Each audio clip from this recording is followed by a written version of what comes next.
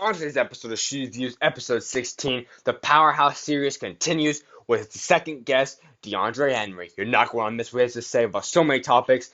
It's truly a special one. Then, I'm going to hit the Houston Rockets, all the drama going on there, a coaching update, update on Dan Gilbert, Adam Silver's discipline on Doc Rivers, the Nets, and the Kings, and so much more. Then, I'll give you guys a finals update. I'll let you guys know about how the prospects are looking in the NBA draft this upcoming year. Oh, and SchuZ Zone. You already know it's going to be a special one. Stay tuned. I know it's a fan favorite, so don't forget to watch it. Thanks, everyone, and enjoy this great episode.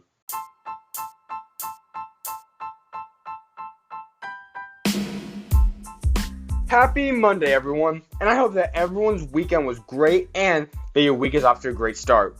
I'm your host, Zach Schumaker, and I'm at my home in Gilbert, Arizona, and I'm ready to bring you guys a new view of the game of basketball to you that I think you're all going to love, so do not miss it. This is, in fact, the second episode of the Powerhouse series, and you're not going to want to miss what their star, DeAndre Henry, has to say. But before that, I need to get into something right now. So, let's get it. Alright, let's hop right into it now. Houston Rockets. Well, not often do I focus on one team, because that will happen later when I do a team preview or team recap. But the Houston Rockets must be addressed right now, today, on this episode. This past week's been crazy and hectic.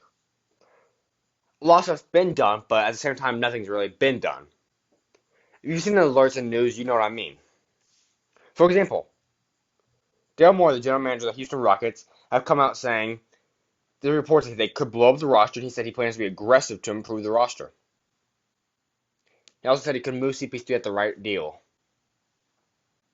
That being said, Houston Rockets might no longer be the team you think they are. They're shopping Clint Capella.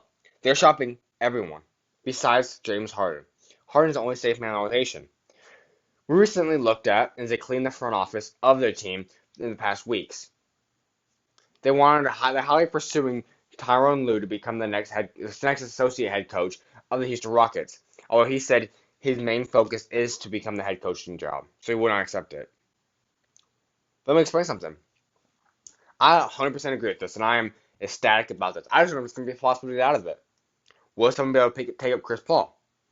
My opinion, if you throw in something, yes. I think someone to watch, if Charlotte loses Kemba Walker, or if Charlotte keeps Kemba Walker, a Kemba Walker deal involving someone like Michael Kidd-Gilchrist or Jeremy Lamb, someone like that. They could potentially have Chris Paul and Kemba, or just Chris Paul. Miami Heat, they're a big player on this. They expressed interest in James Jones early in the season. There's other pieces that they like. I would not be shocked to see that some deal like that move, or even if Dragic does a sign and trade deal. There's other teams: Phoenix Suns, Minnesota Timberwolves, Utah Jazz. A lot of teams could very well use them and potentially turn them into a contender. Chris Paul is still a very good point guard. Is he the superstar, most dominant, best point guard in the NBA anymore? No. Is he top 10? Yes. Top 5? Borderline, maybe, maybe not. But I think Chris Paul, depending on the move and how much they're willing to give up, you could very well be seeing Chris Paul move this summer. Clint Capella, on the other hand, I'm not sure. I think they did overpay him last year. I'm not shocked at all because I had a feeling they're going to overpay him. They need to get the deal done. They got it done. And Clint Capella is one of those players, a perfect player, modern-day player, but is he truly worth it? Can you find another big man? And here's something I see happening. Now, going back to the Chris Paul move, I could potentially see a move where Chris Paul gets traded to Orlando Magic in return from Obama. Yes, there'll be salary cap fillers to replace something like that. I'd rather have it be DJ Augustin. I know they have a lot of free agents, but Aaron Gordon potentially moved in there. It could be a lot of different salary cap things, but mostly primarily focused around Bamba for Chris Paul.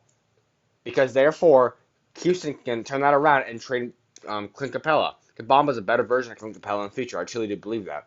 Bamba's very tall. He's very long and athletic. He can block just about anything.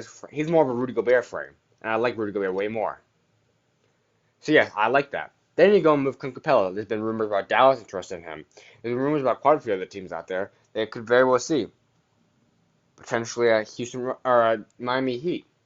There are many teams that you could see a Clint Capella fit into very well. Because a lot of teams need a great center. If you're a contender, you need a rim protecting pick and roll big man. And that is exactly what Clint Capella is for them. On this roster, here's who I want to keep for Houston. Of course, James Harden. I really like the way Rivers fit in. He could be expendable. He's also a free agent, but I like his game. PJ Tucker is a must to keep. You have to keep PJ Tucker. He was critical for them, played big time. I think someone that's also going to move would be Eric Gordon. Big time for them, but you could get an upgrade. Move him out. Move Eric Gordon for a team that needs just scoring, and you get someone else to complete defense or something. There's potential way when you look around it. Golden State's going to have a move. We know there's going to be a lot of pieces moving besides Steph Curry. Everyone else is possibly going to be moved. Will there potentially be an opportunity where Draymond's available? I don't know. I don't think so. I think they will lock him up. But if there's a potential where Draymond's available, you go after that right away. Another thing, Jrue Holiday.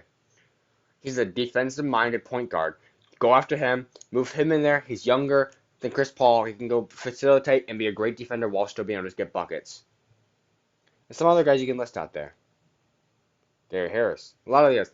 I think that the Houston Rockets will be blowing up the roster. They have to. Trading picks, trading guys. Potentially, let me tell you this. I think this is another reasonable thing. Let's say they're able to sign some guys, sign and trade, and they stretch the contract so that they all have cap space. Will they be able to probably attract Kevin Durant to come there? No, probably not. But could they potentially, maybe even Kawhi, maybe they can get a meeting, but I don't think so. But on the next level, the Jimmy Butlers, the Chris Middletons, could they attract someone to come like there? Very well so, if they have the money to. And that's what you're going to have to really be interested in and watch that. But on the other hand, D'Antoni said there's no problems. Doesn't make me coach any different because they have now extended extension talks and this will most likely be Mike D'Antoni's final season coaching the Houston Rockets. Crazy to hear that. Crazy to see that. But he hasn't done it. As Stephen A. Smith said, he couldn't put a ring on it. He didn't do it. So what are we supposed to do then? I'm not sure. If he can't win a ring, the window's closed.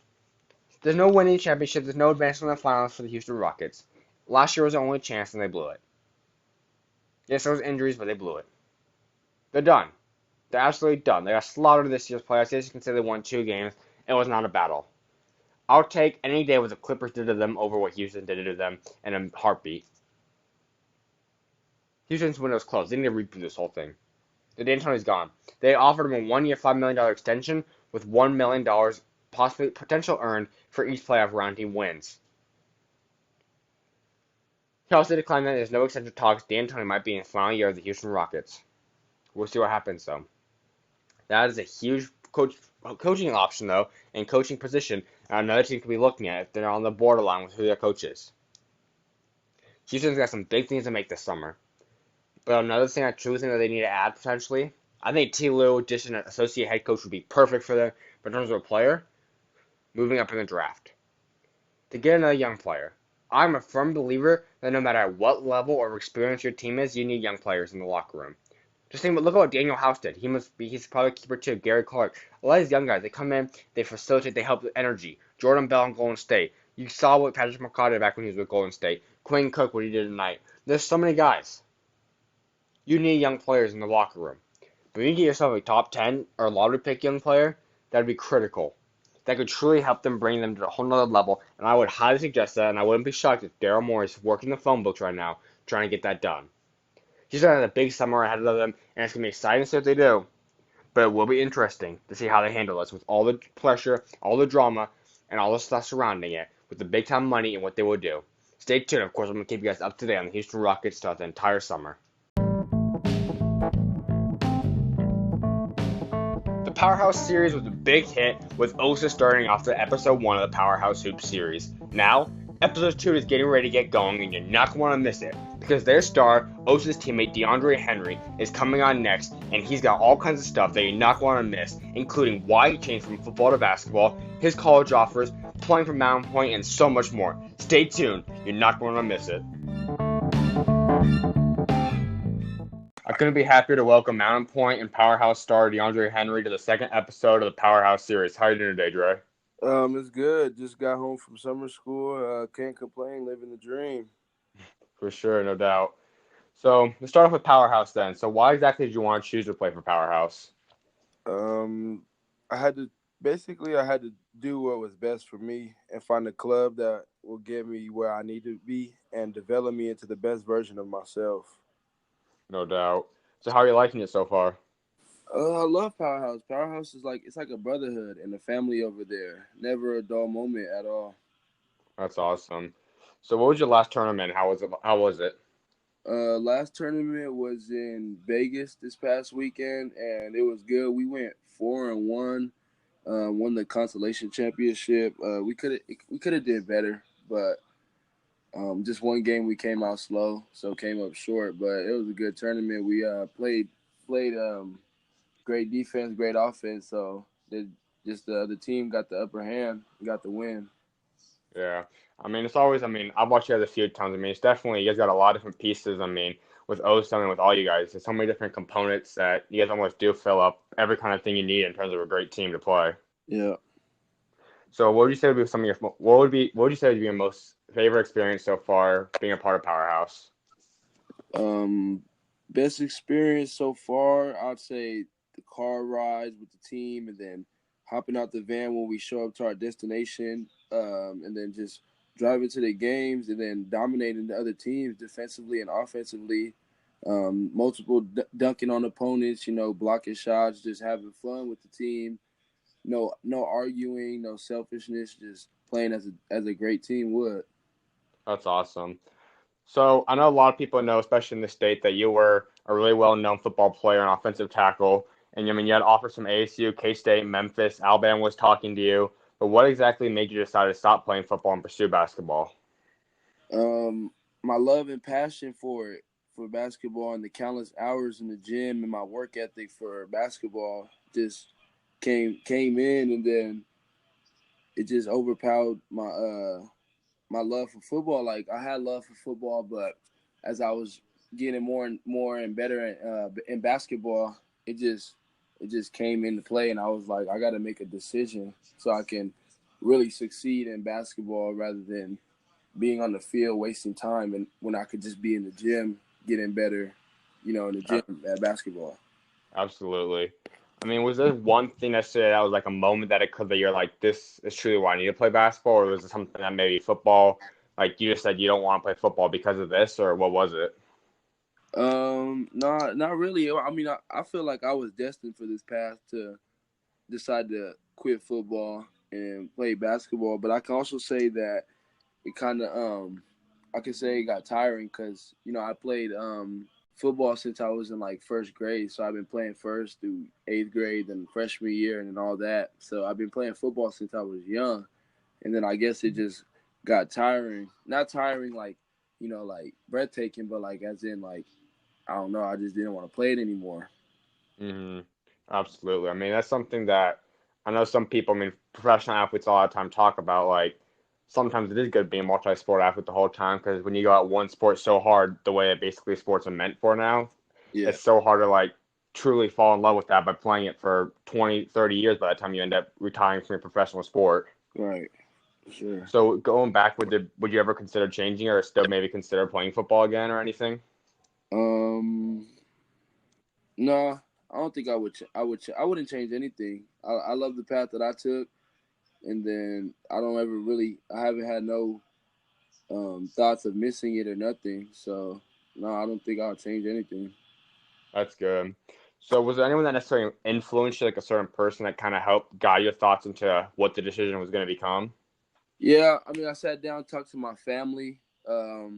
Basically, they helped me through the whole process. I sat down, talked with God. God helped me through the process. Just really that's it though, family and God.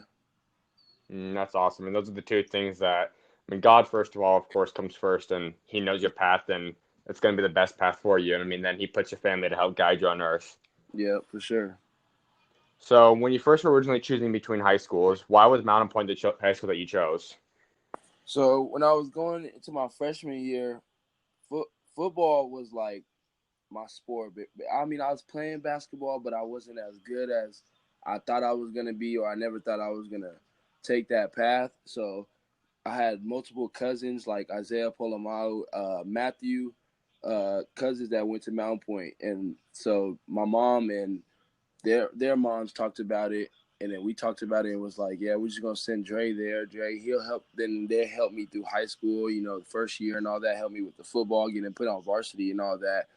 So Hmm. basically, just the family ties with Mountain Point just helped me choose that school. Okay, that's awesome. So obviously Mountain Point's been a very successful basketball program for a lot of years now. But obviously your guys' head coach resigned. What was your thoughts on that? I think it was a great. It is great for him and his family, and I'm blessed to have been coached by him. And I know wherever he ends up, they'll be grateful to have him. And he really helped the program my sophomore year being an assistant coach with Easton, and then even coming into the head coach just last year, we went on a pretty successful season. We could have did a lot better, but I was successful for the most part. Hmm. So obviously whoever comes in is going to have pretty big shoes to fill. I mean, because like you said, I mean, your team was super successful. Obviously had a big game against Pinnacle. I mean, you guys upset a lot of teams in the state. But what would you want from the coach that comes in? I would want the coach to come in and know where the shoes are filling, like you said, and know what he needs to do to make a better season than last year and the year before that, and then go for the state title run and then make it there. I want him to know what players need to be where and not try to play a player where he shouldn't play, and just basically know what he's doing. No doubt. So obviously for your last year at Mountain Point, what are some of your goals for it in terms of a team?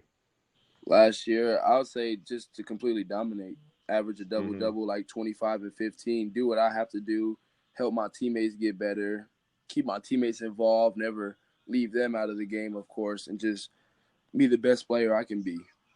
Hmm.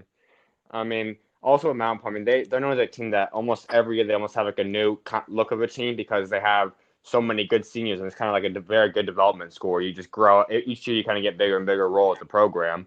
But obviously this year there's some new guys because guys like Lid and Jalen are gone. So who would you Yeah. say would be your guys like top guys that's gonna be leading the team? Top guys leading, I would say I would probably give top five would be me, Jason Kimbrough, Miles Soka. I'd say Khalil Simmons, uh, TJ. I'll say TJ, and then there's going to be, of course, a couple other players who will play in with that, Mm, some role players and stuff. But yeah, basically that's all I have those for. that's awesome. So like I said, I mean, obviously there's those two big time seniors and Lid and Jalen. But how would you say those two guys helped mold you and helped you as a player? Um, they helped me a lot actually. They got me a lot better on and off the court, and they made me become a dominant basketball player and a better athlete. And then they helped push me on the court for sure. And then and even in the classroom, always tell us, oh, always told me, told the team, stay on your grades. Never let that slip. And then they always on the court when it came to practice in between them lines, they always made like the dog come out of everybody. And then and then on game days, it came out even more. They made it come out even more by just being leaders, and then passing on the torch to me and Kimbrough. That's awesome. I mean, once again, I mean that's something that's going to be fun to watch because once again, it's like a whole new duo. I mean, it changes so often. I mean, you guys have had so many guys go on to Division 1, but always is like one same story at Mount Point. It's like you guys don't necessarily have like the top recruits, like the Nico Mannions, the Jalen Houses, but you guys have a bunch of guys that work your hardest, play, and upset almost anyone. You guys can always compete with anyone, always make it far in the playoffs. Right, for sure. So let's talk a little bit about your basketball offers now. I mean, so far you've got Portland State, NAU, South Dakota State. So obviously they're going to keep coming. I mean, like you said, you just started playing basketball a couple years ago now, for seriously. And I mean, you keep developing, you keep getting more and more offers coming in. But what would you say are some of your favorites, or what do you like about those three schools so far? Um, Portland State just gave me an offer the other week. NAU. I took my first and only unofficial visit to NAU, which was actually great. I love the NAU. They showed me around campus. They made it seem like a great coaching staff. They showed me the great coaching staff. They took me into a game, watched the game courtside. They showed me around the whole campus, showed me the college feeling and the environment that a college has. So, um, South Dakota, I talked to the coach. I talk to the South Dakota coach every now and then. That's my guy. I got a relationship with him, but I would say NAU so far is probably my Okay. favorite. So in terms of, have any of those colleges been recently talking to you, watching you that you know of that are interested in you?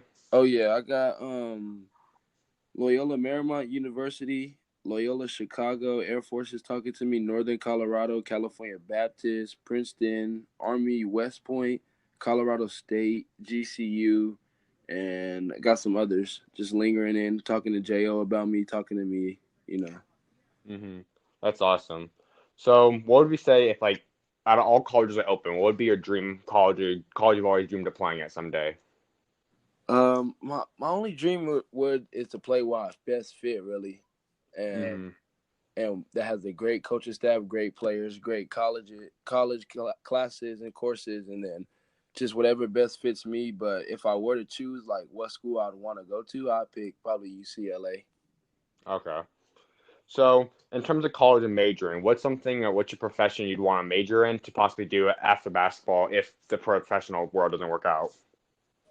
I have to put more thought into it, but I know for sure I've been thinking about business management Hmm. That's awesome. How come? because my mom is a business manager and she talks to me all the time about it and tells me how much work it is, but at the end of the day, it's all worth it. And that pretty much you'll get paid no matter what. You're gonna get paid a lot of money. So she Hmm. she definitely tells me about all that and helps me through that. That's awesome. So, getting ready to play a game, what do you mostly focus the majority of energy and passion towards doing when you get ready to walk on the court?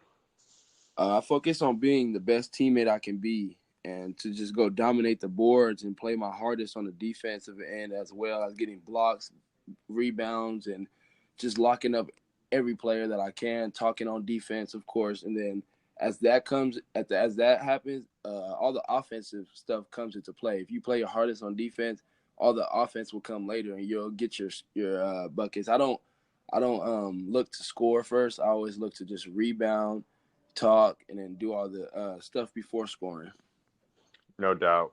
So, being obviously people know you as a double-double machine. I mean, you average 12.2 points and 10 rebounds a game and 1.5 blocks. But would you say that being a double-double machine, does it come naturally to you, or is that just all hard work and that's just, like you said, your mindset you go in trying to do that? Yeah, I would say it comes naturally in a way, but it's also my mindset. I basically go into the game. I go out and rebound early and play hard on defense. Then scoring, like I said, then scoring comes with all that, and then all the dunks and the putbacks and all that. But if I get like 6, 7 rebounds early, then I'll go down and I can get some buckets every now and then, get some blocks, and then I'll get more, like the points add up easy. You know, just drawing fouls, 2 free throws right there. I'm good at free throw shooting, but my main mindset is to go for sure for the rebounds because I feel like that's the hardest stat in a Mm, way, especially when I play other sides. I say no doubt. rebounding.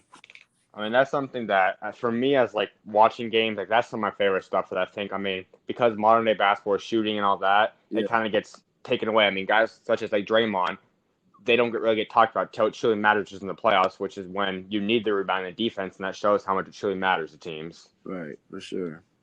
So, who would be someone that you say you model your game after? It could be a high school player you watched before college, NBA. Who is it? I'll say like a better version of a Dennis Rodman, like a smarter Dennis Rodman in a way. You know what I Hmm. mean? Like, yeah, like a Dennis Rodman for sure. That's awesome. I could definitely see that one. So, what's one part of the game that you'd really like to improve on for this next season coming up? I want to improve on playing as a 3 or 4, not just a 4, and shoot a lot more and dribble a lot and dominate. Because I can already dominate 4. I already have that Hmm. down. You know, I got a good back to the basket post up game and all that. But I really want to. I'm good at the 15-footer, but I want to get more comfortable out on that wing, dribbling, taking defenders to the basket, just shooting that 3 constantly and making them. Really, that's all I want to develop on that. No doubt. So obviously now you're almost wrapping up. I mean, you have June ball coming up, and then you have a couple of things left in July. But what would be something throughout this club season so far that you've truly improved on, or you've seen yourself take a big jump in? I'd say I improved a lot on confidence, just playing the game and letting the game come to me, and going out knowing what I can do and having the mindset that nobody can stop me but me. Improved on definitely dribbling in game and taking it from coast to coast or just grabbing the defensive rebound and taking it down the court and blocking shots. Like I think I got my bounce up, especially 2-foot bounce. I'm already 1-foot bouncy, but I think I got my 2-foot bounce up more. So that Wow. So basically, big things are coming from Mountain Point this year, huh? yes, sir, for sure. So obviously, I mean, I've seen some people have probably seen some of the big highlights you've had, but what would you say would be your favorite highlight play you've had? If rather block or posterize, something like that. What would you say would be your favorite thing? My favorite highlight, I think I had a lot of posters, but I'd say my first ever dunk in game, my 8th grade year, because after the dunk, I was shown so much love, and I was the only one basically in the tournament who can dunk in the 8th grade. So everybody treated me like I was LeBron or something. So like that really sparked something though that day, which helped me through the process of getting better at basketball and sticking with it too. That's awesome. So who would you say? I mean, you've probably played with. I mean, you have played a bunch of great players. Who would you say would be your best player you played with, and maybe your top 3 or 5 you played with? I say my guy Oso for sure. I love Hmm playing with him because he's unselfish and our chemistry is tight and we play together like very well. So I say Oso. I love playing with Jalen too. That was my guy. But me, like Oso can run the point and he's like 6'9", 6'10", so he can run the point, dribble and all that and get me the ball. And he loves feeding me all the time.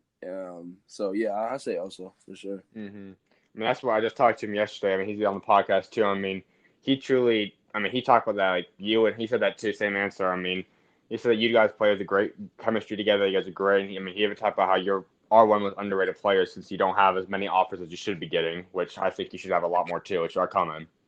Yeah. So then, who would you say would be the best player or players you played against? My best player I played again, I'd say McCord Maker from Orange Luther. Yeah. Hmm I was able to stop him a lot though because I was stronger than him, but he was like a 7-foot point guard, so he was pretty hard to guard. He was out on the perimeter shooting stuff, but I remember I did get a 2-hand putback on. That was over the putback dunk on him. That was over the Christmas break tournament. We went to California Mountain Point with Coach Fauski. hmm And yeah, we played them. We played Odea. We played a lot of good schools out there, but I'd say McCord Maker for sure. hmm I mean, that's. I mean, I haven't watched McCurr play a ton like in my life, but this past weekend I was filming over Bleacher Report, and he had the one crazy posterized he had. I mean, he's big and he can Yeah, ball handle and he's athletic. yeah, for sure. Yeah. So who'd you say are, in your opinion, some of the most underrated players in the state? In all humbleness, I'm gonna have to say me. I'd Hmm say I'm pretty underrated, but Is there anyone else you'd say, or? yeah, I would say I feel like Jason Kimbrough's pretty underrated. The one who plays for Firestorm, you know who that is. Hmm Yeah, I'd say him. I'd have to put more thought in it. I don't want to be like too like choosing sides, but I'll say Jason. Then I have to put more thought in who else is underrated. There's a lot of underrated people in Arizona because Arizona is barely being put on the map as far as recruiting wise, and so but Arizona basketball is getting way bigger. Like each year is getting bigger and bigger and bigger. I mean, that's something I say almost every time I talk to all the Arizona guys. I mean, it's. I mean, yeah, of course we've got the guys. I mean, you've got guys like the superstars, the top 3 picks of the NBA draft, one and done's like Nico, Marvin, DeAndre. But Yeah, I mean, there's so many guys that. I mean, 5 or 6 years ago, you look at it, it's like we had maybe 4 or 5 guys all college basketball, and then like right. Channing Frye in the NBA. Yeah, right. But I mean, now it's like we actually have like 5-10% of the NCAAs from Arizona. Yeah, big percent. So, I mean, it's awesome seeing how many people are there. Of course, I mean, sadly, but it's true. There's going to be underrated players that don't get the attention because there's so much other talent. Right. So, out of everyone in high school, who would you say would be your favorite player you could possibly team up with? I'd say Ty Washington. Actually, yeah, that's actually another underrated player. Him and Mm-hmm. X, Xavier Ducell. Because Mm-hmm. I For played with sure. them last year with Team Harden, but I loved playing with them. X was my shooter. He would feed me the ball. He was also a shooter. So I actually loved teaming up with and I love to team up with him again. Even X as well, too. Absolutely.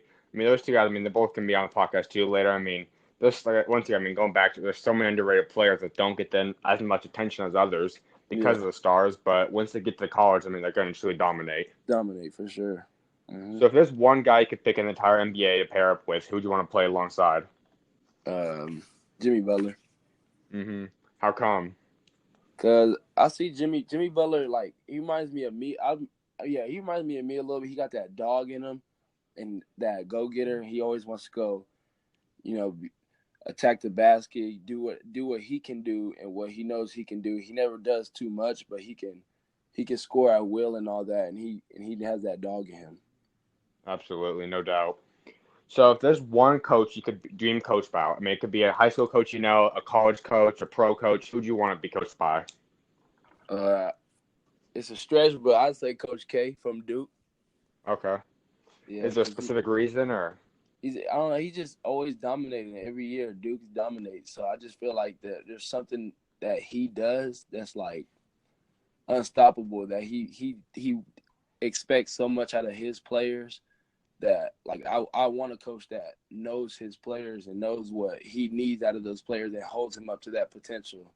And I feel like Coach K does that. Absolutely. So let's talk a little bit more now about NBA stuff. So who would you say is your favorite NBA team? Favorite NBA team, the Chicago Bulls for sure. Okay. And how about your favorite player? Favorite player, I'd say Derrick Rose. How come all the Chicago people? I don't know. It's something. I feel like it's something about Chicago. I know I'm not from Chicago. I'm from California, but just something about Chicago players. They're gritty and they like go for theirs, and they know like they have to grind for theirs. And I love that. I have to grind for mine. Like I had to stay in the gym and outwork others so I can get to where I'm at today and even in the future. No doubt. So how about this? Since you did play football, let's talk a little bit of football then. Who would you say is your favorite NFL team? NFL team, I would probably say the Panthers. Yeah, Panthers. Okay. And your favorite player? Cam Newton from the Panthers. So obviously the NBA Finals are starting up now. Who would you say is going to win the NBA Finals? I want the Raptors to win the finals for sure, but I feel like the Warriors are going to take it, though. Yeah, I think that's what everyone thinks, but obviously it's a big free agency coming up, and there's three, the headline guys are KD, Kyrie, and Kawhi. So where would you say or where do you want Kevin Durant to sign? I'd say KD and Leonard. Kawhi to the Clippers. Okay. I like that. Yeah, I have too. I've been hearing about that too, and I feel like they're gonna go to the Clippers. I mean, those two guys would be. I mean, I don't know too many guys that could contend with that. I mean, even if LeBron pulls in a Kyrie or whatever, I mean, you have the greatest scoring guy in the NBA right now, and you have the greatest two-way guy in Kawhi. Yeah, Kawhi. Yep. But I mean, we'll have to see. I mean, my only thing about him going to Clippers might be a little odd. Would be you're gonna have, of course, Golden State would still be them. You have LeBron, whoever he brings in, and then you have them. I mean, that'd be a lot of firepower in California. Yeah, that'd be crazy. Really crazy. So how about Kyrie? Where do you say he's gonna go? I'm not too sure about Kyrie. I know he knows that he has to lead the Celtics, but I don't have no set team for Kyrie. I don't have no set team for him, but I know he does want to leave though. Yeah, I mean, after seeing what happened, obviously in the playoffs with Boston, I don't see how he stays. But I mean, for him and Kawhi, both of them, those kind of guys that they change their mind almost every other week. You're seeing a new alert about Kyrie's going here, he's going there. Right. I mean, so you're truly never gonna know, but never. But he knows he has to leave though. It's gonna be exciting to see where he goes. Yeah. So the final question I would like to wrap up with talking a little bit about God, because obviously he's first and foremost in everything. But how would you say God has helped you the most throughout your career so far? I say God. He's been through everything and blessed me in ways I couldn't even thought of. His love is unconditional. He's given me more than I need, and it's still giving me more. I talk to God daily. I talk to him when I wake up, before I eat meals, and then before I go to sleep. So God has been with me through everything. He's helped me through decision making, to praying before games, and just it's unconditional with him, and he never fails. No doubt. I mean, obviously he's made the right decision, helped you go down the path of basketball, which is going to be successful. I mean, he leads everyone no matter what your path is to find the right thing. Yeah, for sure. Well, it's been a great time chopping it up with you today, Dre, and I can't wait to see what path God's got for you in your final year with senior as Mountain Point. Let me know if you ever need anything. Yeah, thank you, my guy. I appreciate it. Yeah, no problem. God bless. Not as much action has been going down in the front offices and coaches, but two things did happen, both resulting in things that you do not want to see. And trust me, stay tuned to see what I have to say and why I disagree and I hate what happened to them. First off, let's just get to business with some of the hirings. Luke Walton's starting to fill out his entire coaching staff, hiring assistant coaches Bobby Jackson, Bob Bayer, Jesse Mirames, and Rob Moreno. Great hirings, all from great organizations. He's building a great team to go around this great young core in Sacramento, and you guys know how I feel about that, which I will get into a little bit more and a little bit about some of the targeting during SchuZ Zone. But Brooklyn also decided to hire another assistant GM to pair it with Sean Marks in Brooklyn. They've hired Spurs executive Andy Birdsong to become the second assistant general manager in Brooklyn, both hired within the past week. Great hiring, I'd say. I love it. Sean Marks makes the right decisions, and at this point, especially if you're a Brooklyn Nets fan, you can't go wrong. I might not be a big fan of us hiring or signing Kyrie Irving, but if he decides to do it, I have all faith in it. He's earned more than my respect, and he's more intelligent and a greater GM than just about any GM in the entire NBA because of what he's pulled a team out of, and to become a very successful and a very attractable free agency destination point and team. That being said, I'm all for this move. I'm all for whatever he decides to do. He's earned my trust. But now there's two things I want to get into. Cleveland Cavaliers owner Dan Gilbert had a procedure and is now resting comfortably after being hospitalized. A big scare occurred with Cavaliers owner Dan Gilbert. He seems to be okay though. I'll offer my prayers and condolences for everything that could happen. I hope that he returns back to being Cleveland's owner. Hope all is well, but prayers up for him. But for the Clippers, I am upset. I love Adam Silver. And rule is a rule, yes. I am 99.999% positive and always for a rule must always be followed. Always in terms of drugs. But in this case, I think it was stretched. And I said what he said, should he not have been disciplined? Should he have been disciplined? Maybe. But for what happened? So for those of you that know, Doc Rivers was fined $50,000 for comments made about Kawhi Leonard on the ESPN final preview. Now, ESPN made this final preview, a big-time show, broadcasted, advertised all across the country, all across the world, in fact, non-stop advertisement on every show. Stephen A. Smith, Michael Weber, so many people were on the show. It was well advertised. And let me tell you something. Yes, Clippers are a target for Kawhi. Kawhi's a free agent. Yes, we get it. But it's a finals preview. You will have to talk about Kawhi Leonard and Toronto Raptors. You have to mention the player's name if you're going to be on the show. Now, here's the thing. If Adam Silver of the NBA league offices contacted Doc Rivers at the Clippers organization and said, you will be fined if you mention people's names, gave him a warning and said, we advise you not to do this, and he still did it, okay, issues have now occurred. You should not have done this. But according to the reports and what's going down between what Doc Rivers, Steve Ballmer, and the Clippers organization, and including Stephen A. and ESPN, have reportedly said, there's nothing sent out to them in precaution or warning.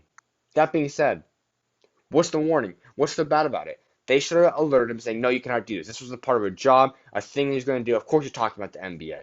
You're going to talk about Kawhi Leonard. He's the best player in the series. You're going to talk about Kawhi Leonard. So I think it's ridiculous that he had to pay this fine. Absolutely ridiculous. As Adam Silver said, he said, Doc crossed the line. Yes, he might have. He did go on to how great Steph Curry, how great Kawhi is, but you're talking about the NBA Finals. You have to mention these players' names. You have to mention some players' names, otherwise you can't be on the show. So that's my thoughts on what's happening across the coaching and front office, and the two occasions that just I completely disagree with or I hate happening. That's what I have to say. Stay tuned, of course. Friday's another episode, and I'll get into any coaching updates that, or front office or anything that might occur within the next few days, so stay tuned, everyone.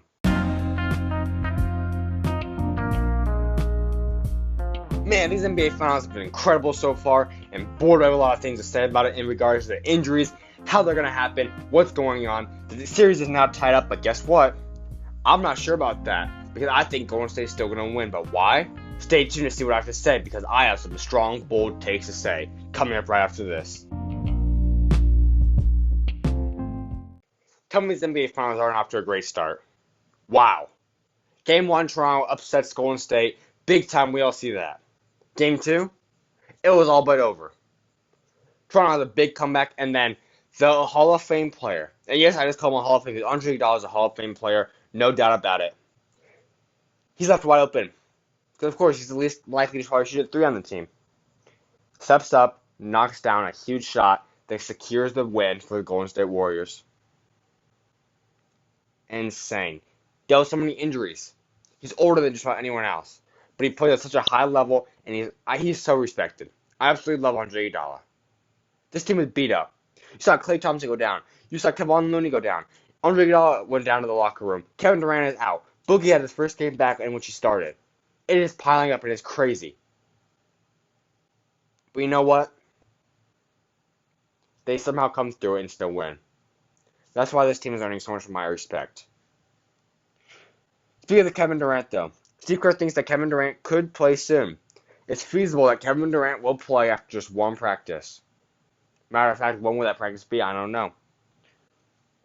Remember I said, watch them go down 2-0. Kevin Durant comes back.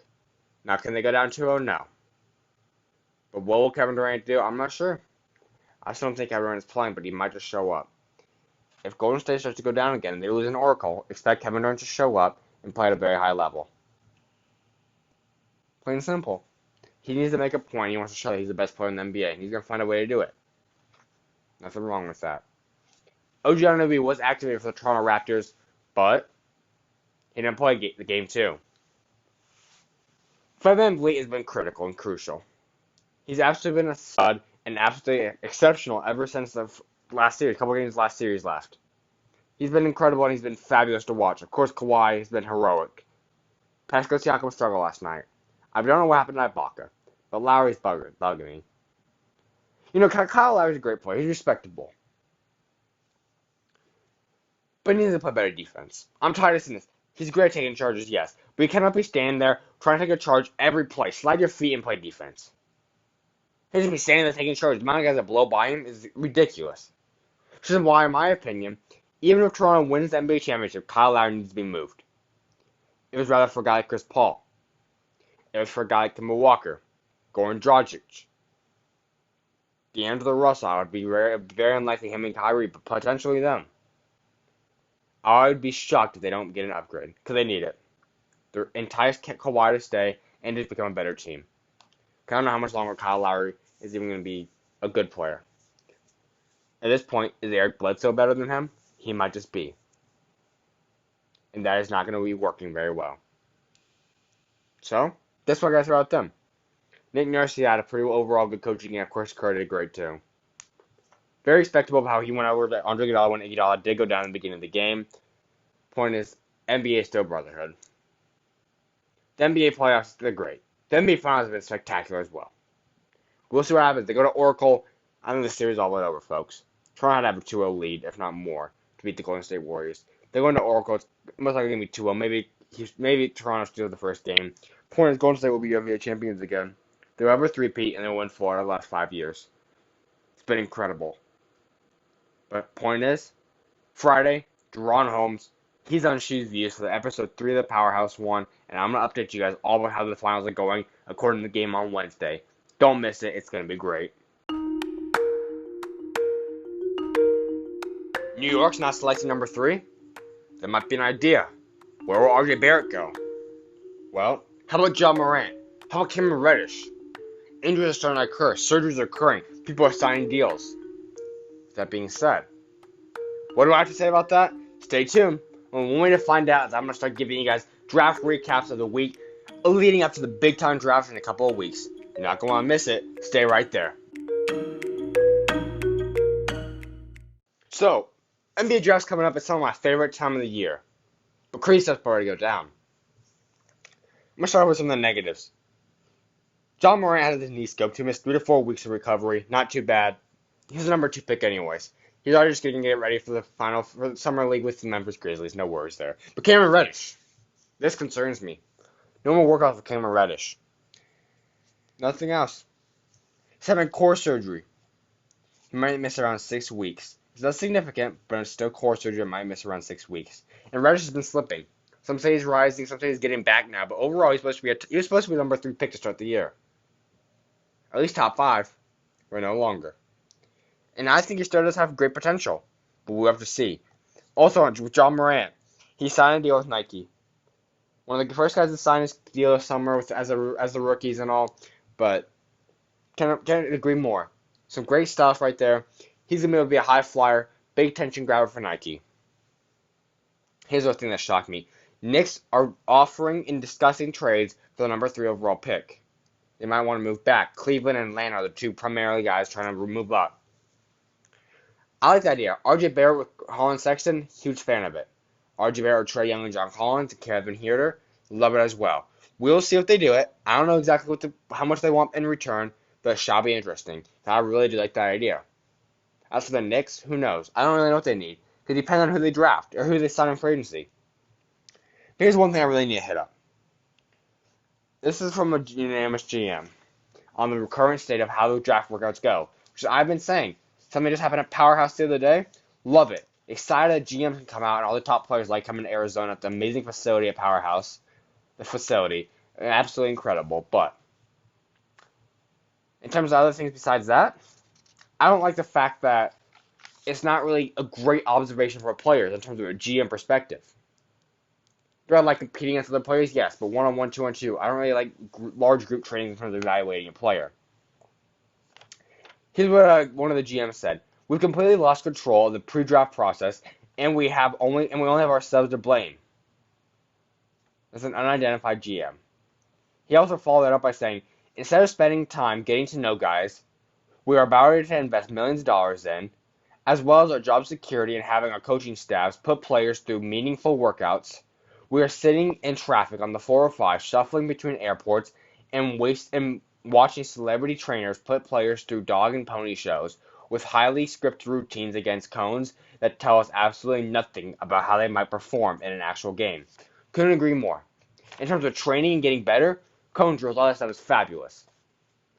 But in terms of working out to see who you're going to invest your job security in, who you're going to be paying millions of dollars, and who you're investing the franchise in, I don't know if that shows me everything. I want to see some getting up and down. I want to see one-on-one, two-on-two max. I want to see hardcore workouts getting another player who his character is. I can't just watch them do show drills. Because basically, this is perfect the way the author of the article wrote this. He said, "This enables players to show off their strengths and hide their weaknesses, allowing guys like Georges Papagiannis or Rashad Vaughn to rise dramatically." 100% agree. A lot of these guys do not deserve to be drafted this high, but yet they do, and we wonder why there's busts. This is why. Scouting has become at an all-time peak. Technology is at an all-time peak. The intelligence of GMs are at an all-time peak, but they can't watch them at this level. That's why only truly great, spectacular, and historically amazing GMs can truly do this. Things need to change, but I don't think it will anytime soon, because this is the current state of the NBA draft workouts. Point is, NBA draft is coming up in a couple of weeks. You're not going to miss what I have to do and say it for the upcoming weeks, but stay tuned, because the NBA draft's coming, and of course we know Zion number 1, we know John number 2, R.J. is probably number 3, but what about after that? Stay tuned, it's always changing, folks.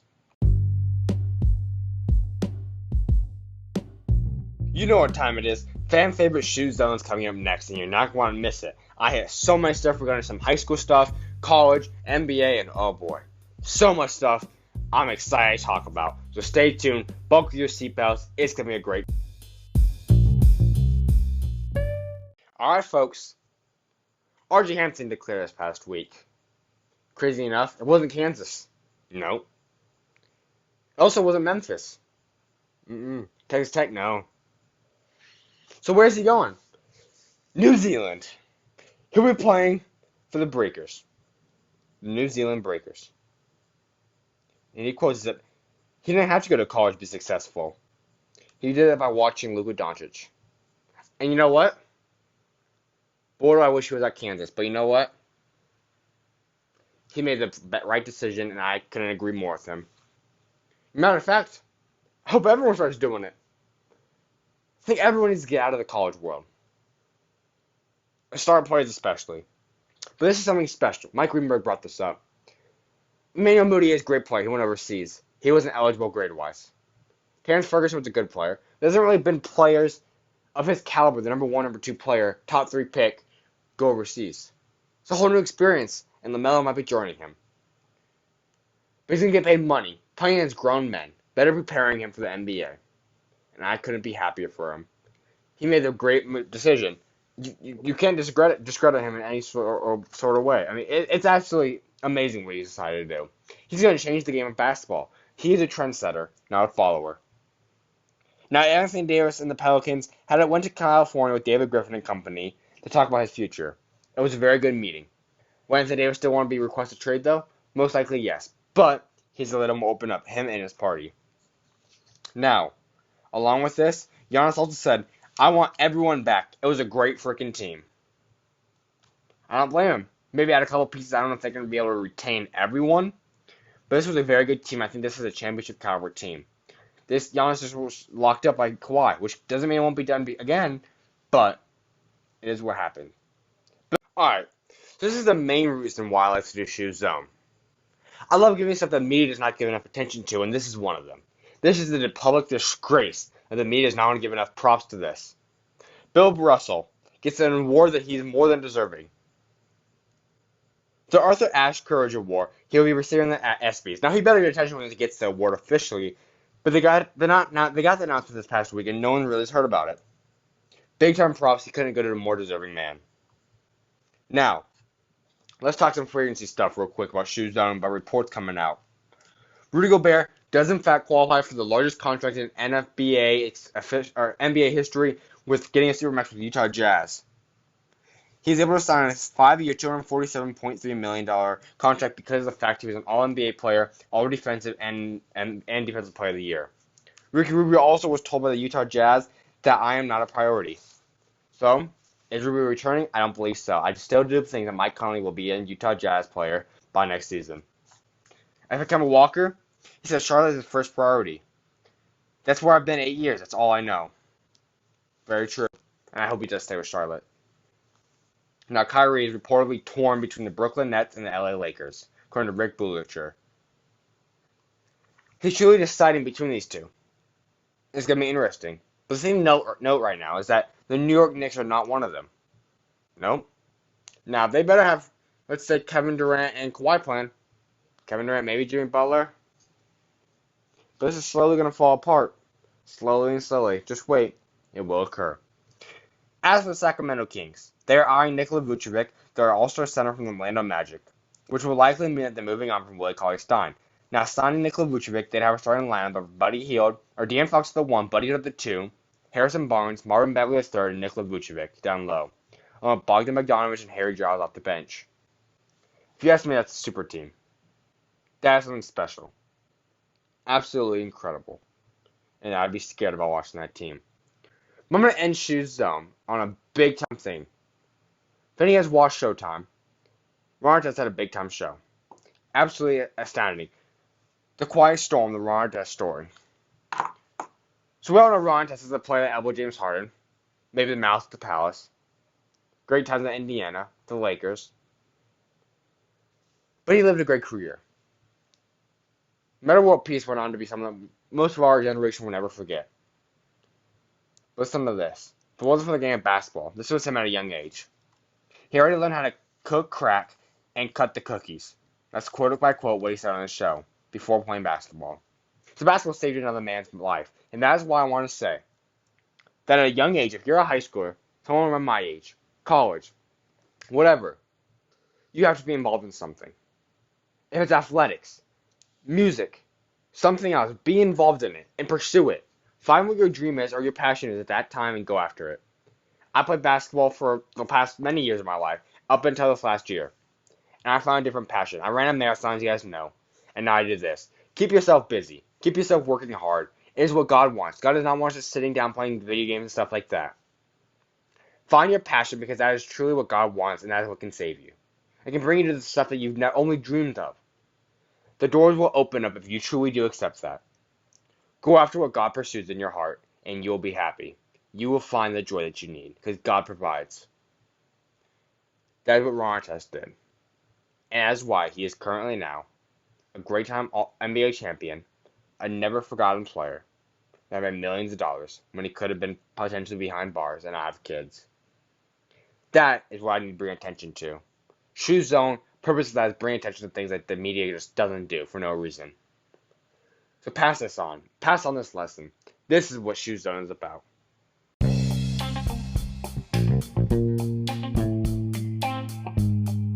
Thank you so much, everyone, for coming out and listening today. I hope you guys all enjoyed just as much as I did, because I sure did. But, with that being said, if you want to find out when the next episode is dropping, new updates, what new things could be occurring, who I'm talking to, what the next series will be during the summer, and so much more, there's only one way to find out. Go follow me on Instagram or Twitter at Zach Schumaker, or subscribe to my YouTube channel, SchuZ Views Zach Schumaker, or like my Facebook page, SchuZ Views Zach Schumaker. All great options that you're going to stay up to date. You're not going to miss it. Go follow me now. Go like my page. Go subscribe, whatever it may be. As for the podcast, do me a favor. I love you guys all listening, but please go and subscribe. Make sure you leave a 5-star comment. Make sure you do a comment. Make sure you favorite or like or whatever it may be to save that podcast, depending on the platform you're listening to, because it truly does help me. I truly do appreciate it. Now, also, voice messages. Haven't gotten many yet, but if I were you, go right now. Send me a voice message. I would love to hear what you guys have to say. Questions, I promise.